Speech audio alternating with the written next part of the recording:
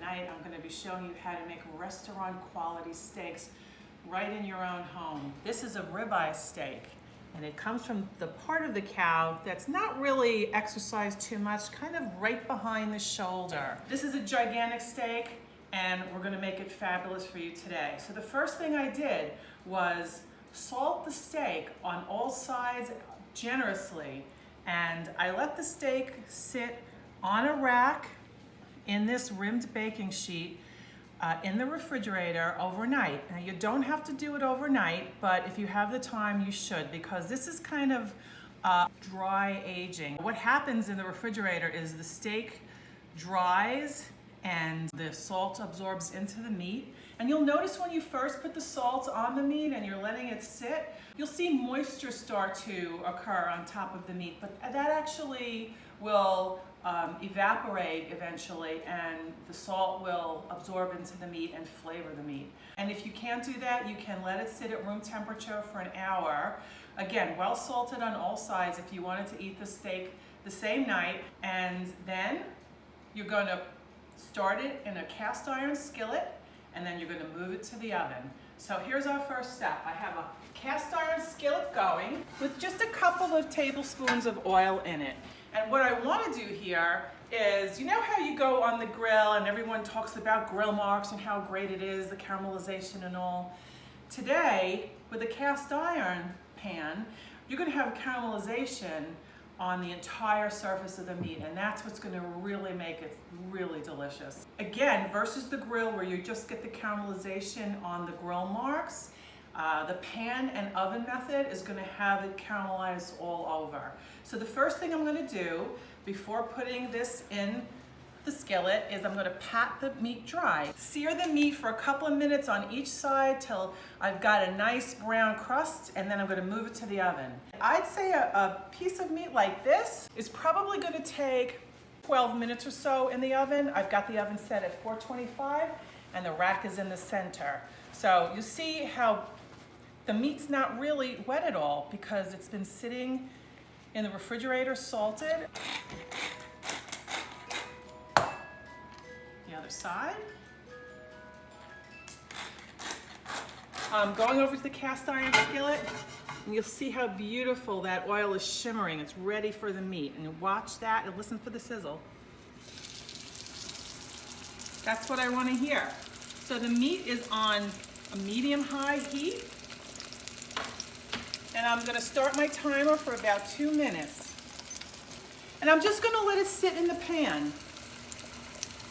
So this method of what I call it home-style dry aging, I'm sure you've gone to a butcher shop and have seen meat hanging in the glass case. That's beef that's dry aging. That beef has been left to age in a dry, climate-controlled environment. Dry-aged beef is buttery and smooth, and the muscle fibers and tough tissue are tenderized via the aging process. Another great thing about dry-aged beef is that it's great complexity of flavors. So over time, the dry aging develops a mix of sweet, salty, savory, and nutty aromas, sort of like a fine cheese. Anyway, I'm gonna see what my piece of meat looks like underneath and if it's ready to move. And it is. You know, and I always say the meat will tell you when it's ready to move. If the meat's sticking to the pan, that means don't touch me, I'm not ready yet. Just leave it in there and be patient. When the meat releases, you'll know it's time to move. So I'm gonna put this on for another 2 minutes. And actually, if you see the meat, you'll see how the browning is starting down the sides of the meat, and that's gonna give it a beautiful, even crust. So that when I cut it, the middle will be rare or medium rare. That's really the perfect kind of temperature for a ribeye like this. So salting helps the steak develop flavor. So when you salt the meat, the moisture inside the meat is drawn to the surface, and then the salt dissolves in the moisture, forming a brine that eventually is reabsorbed by the meat. And I refrigerated it on a rack because I wanted the air circulating around the meat. I wanted the meat to be dry on both sides so that it would be ready for the pan. We've got another 30 or 40 seconds to go on here. And you can see my meat is almost ready to be flipped. So I put a couple of tablespoons of a high smoke point oil, whatever I have around. I like sunflower oil. I also love grapeseed oil. You can use canola oil too. Anything that has a high smoking point. So there goes my timer. I'm just gonna check the meat again. And I think it's gonna be ready. Yep. And because this steak, isn't that beautiful? So the caramelization is all over the meat. Also, because the steak is so thick, I'm gonna take my tongs and I'm gonna just do the edges. Just hold it with your tongs, just for a little bit, just so that it's an even color all around when I remove it from the oven, which will be our next step. So I'm just trying to get rid of that redness that you see. Okay? I'm not taking off the fat because fat is flavor. Look at that, that's beautiful. That's perfect. Just do a little bit more on top. But the fat helps flavor the meat and also insulate the meat. So that's why I don't want to cut it away right now. We're done with the pan. So now I've prepared a rack, a clean rack on a foil-lined rimmed tray. I'm going to transfer the meat to the rack. And now it's oven time. Doesn't that look great already? So instead of like just those grill marks that you get where you have color like this, you have it now along the entire surface. I'm gonna take this meat and pop it in the oven. 425 center rack. I'd say I'm gonna set my timer for 12 minutes. Again, about 3 minutes per half inch, I'd say, when you're doing an oven method like this. We're back. Time to take the steak out of the oven.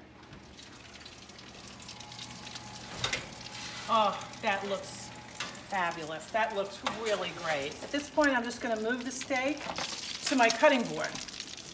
And I'm gonna let it sit here for about 15 to 20 minutes because the meat really needs to rest. When you take your meat out of the oven, the moisture is still inside, still needs some time to redistribute back throughout the meat. So if you cut into it right away, the liquid will actually pool outside of your meat. And I'm sure you've seen it, but we're gonna try to avoid that. All that beautiful flavor from the salt and the pepper is already inside the meat, flavoring the meat. This is so simple. You don't need anything more than salt, pepper, and a little oil, a little patience, and a little time. We're gonna be back to cut the steak in about 15, 20 minutes. We're back. So the timer went off and it's time to cut the steak. Usually we cut the steak against the grain. In a ribeye, it kind of intersects 3 different muscle groups, believe it or not. There's one around here, there's one here, and there's one in the center. The grain that I see is running this way, so I'm gonna cut against that, okay? If you notice, the fat really reduced and collapsed. So what we started out with, this big, thick chunk of meat, is kind of seemingly more approachable now. So let's see how this method worked out.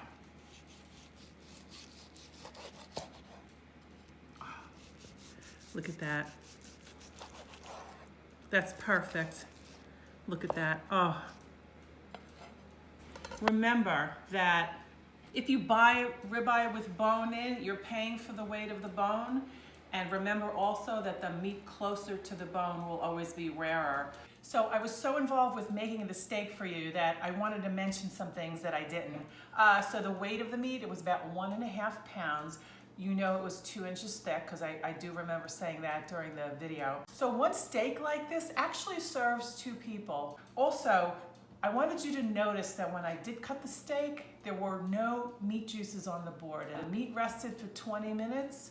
And actually the resting time was much longer than the entire cooking process. The entire cooking process for a piece of meat like this was about 16 minutes. You can rest the meat for 15 minutes if you wanted to, but I just feel like 20 minutes is kind of the sweet spot for no juices on the board. All the juices are absorbed back into the steak. If you are interested in this recipe, to just ask for it. I'm happy to give it to you. Thanks again.